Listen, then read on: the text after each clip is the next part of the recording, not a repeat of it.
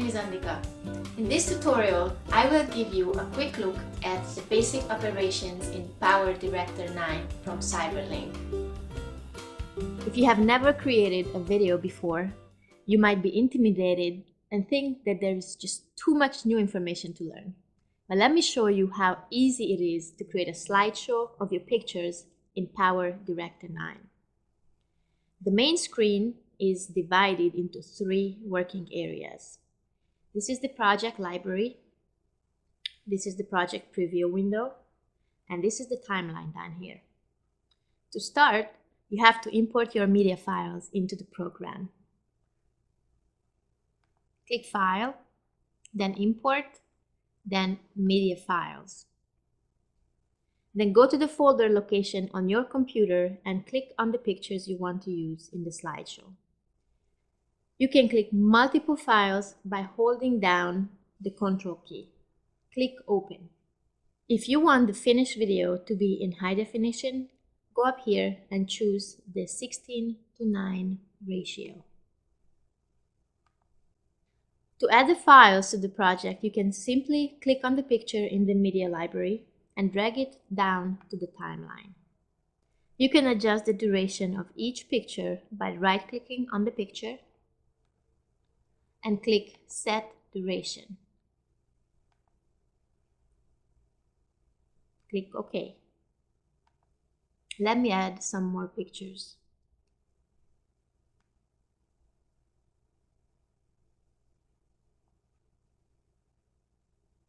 Now we will create a slideshow. We have to highlight the pictures we want in our slideshow, and you simply click and drag your mouse through all the picture files that you have. Click on the slideshow button. There are different style options that you can use. Spend some time to see what they can do, and if you have one that you like, click on it, and you can also add your music. Now I'm going to show you this option. You can go to the music file on your computer, and this program will automatically render the music to the length of the video file. The program will create your video file now. You will not be able to see the separate picture files anymore. And now I have the music rendered to the length of the video. You can add effects. Go to the audio mixing room, and you can have the music fade in at the beginning and fade out at the end. You can also just drag these little dots to how long you want the fading effect to be.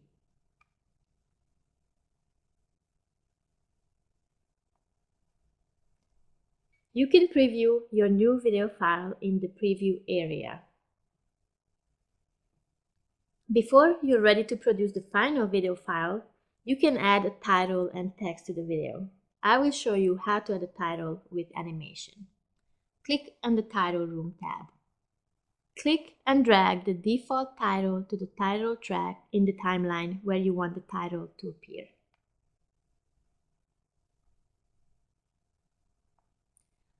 To edit the title, you can double-click on it or simply click Modify.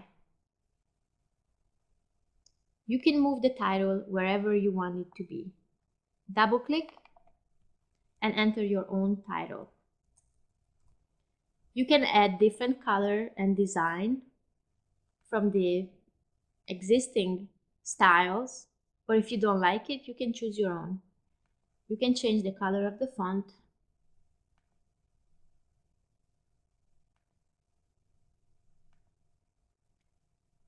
You can add or remove the shadow, and you can apply or remove the border, and you can also change the color.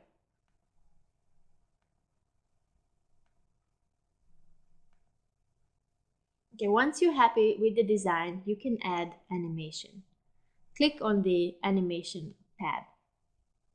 You can choose a starting effect, and there are different options, and just take your time and see which one you like.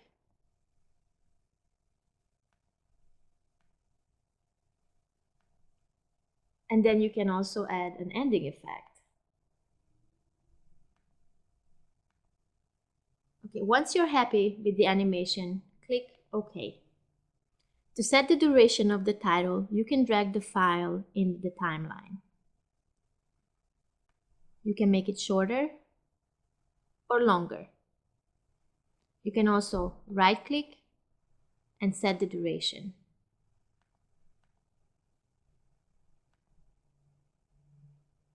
You can add as many animated titles as you want, and you can add the title without animation too. Now we are ready with editing, and we can now produce or render the video. You can render your video into many different formats. Click the Produce button. You can choose a file format. You can choose a device, and you can upload it directly to YouTube or your Facebook account. If you don't have a YouTube account, you can go to www.youtube.com and create a free profile. Once you set up your profile, enter your username and password. Choose the quality. The better the quality, the longer it will take for the program to render the file, and the larger the file will be. So I will just choose regular HD quality. Enter the title, enter a description, and enter a tag. Choose a video category. Before we're ready to start rendering, you have to choose a location for the file. And I recommend that you have an external hard drive to store all your video files because they are quite large and you might fill up your computer's storage real fast. So just click on the Browse button and navigate to the location where you want the file to be saved. And give a title to your video.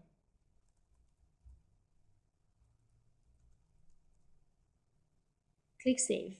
Now we're ready with all the options, and you can click Start. The program will ask you to accept the terms and conditions. Click OK. And now the video will start to render.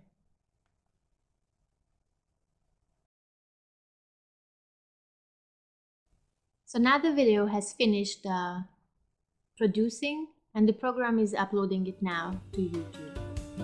So as you can see, these tools are very easy to use.